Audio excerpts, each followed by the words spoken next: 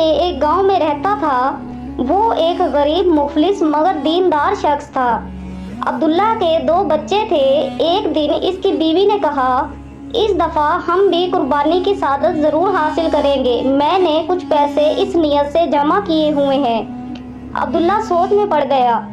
جب پیسے جمع ہو گئے تو عبداللہ 9 ذی الحج کا روزہ رکھ کر قربانی کے جانور کی تلاش میں منڈی پہنچ گیا۔ اس نے ایک تندرست توانا بکرا خریدا اور گاڑی پر لاد کر گھر کی طرف روانہ ہوا۔ راستے میں گاڑی خراب ہو گئی۔ ڈرائیور ابھی خرابی کی تلاشی کر رہا تھا کہ یکا بکرے نے رسی چھڑائی، گاڑی پر سے چھلانگ لگائی اور دوڑ لگا دی۔ عبداللہ کے تو اوزان ہی خطا ہو گئے۔ روزے کی حالت میں تھکن سے چور، گرمی کا موسم، دوپہر کا وقت، وہ بھی بکرے کے پیچھے بھاگا۔ بکرا ایک گلی میں داخل ہوا اور ایک کھلے دروازے والے گھر میں داخل ہو گیا۔ اس گھر میں جو چھوٹے چھوٹے بچے تھے انہوں نے بکرے کو دیکھا تو شور مچا دیا، اماں اماں، ہمیں بھی اللہ نے بکرا بھیجا ہے۔ ماں بولی، ارے نہیں، یہ اللہ نے نہیں بھیجا، کسی اور کا ہے جو آ کر ابھی لے جائے گا۔ بچے اب ضد کرنے لگے، نہیں، یہ اللہ نے ہی بھیجا ہے، یہ ہمارا بکرا ہے، ہم واپس نہیں کریں گے۔ عبداللہ اب اس گھر کی دہلیز پر پہنچ چکا تھا اور ماں اور بچوں کی گفتگو سن کر ایک فیصلہ بھی کر چکا تھا۔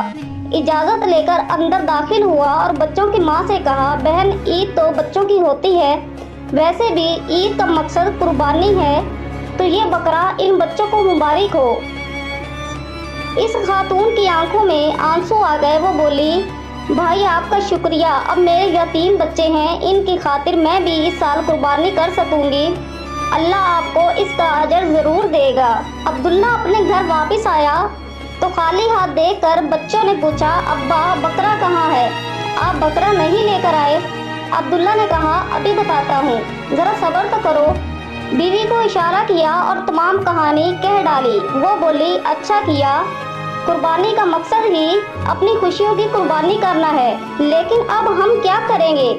عبداللہ نے کہا، پریشان ہونے کی ضرورت نہیں، میں کرتا ہوں کوئی نہ کوئی انتظام، میں اپنے دوستوں سے مدد مانگتا ہوں، خیر ہوگی انشاءاللہ۔ اس طرح کچھ پیسے جمع کیے اور دوبارہ منڈی روانہ ہوا۔ دیکھتا کیا ہے کہ ایک گاڑی جانوروں سے لدی ہوئی اس کے قریب آ کر رکی۔ عبداللہ نے ایک بکرے کی طرف اشارہ کر کے پوچھا، اس بکرے کی قیمت کیا ہے؟ مالک بولا، یہ جانور ہماری طرف سے مفت رکھ لیجئے، کوئی قیمت نہیں۔ دراصل جب ہم گھر سے کاروبار کی نیت سے نکلے تو ہمارے والد صاحب نے ہمیں نصیحت کی تھی کہ جو بھی پہلا گاہک نظر آئے اسے مفت میں ایک بکرا قربانی کے طور پر دے دینا، اس طرح تمہارے کاروبار میں بھی برکت ہوگی اور اللہ تعالیٰ تم سے بہت خوش ہوگا۔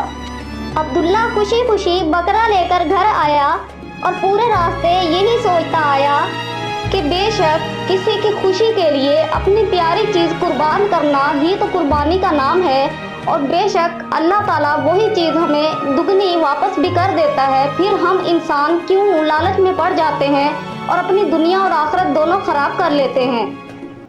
لبیک اللہم لبیک لبیک لا شریک لک لبیک ان الحمد والنعمت لک والملک لا شریک لک لبیک اللہم لبیک لبیک لا شریک لک لبیک ان الحمد والنعمت لک والملک لا شریک لک۔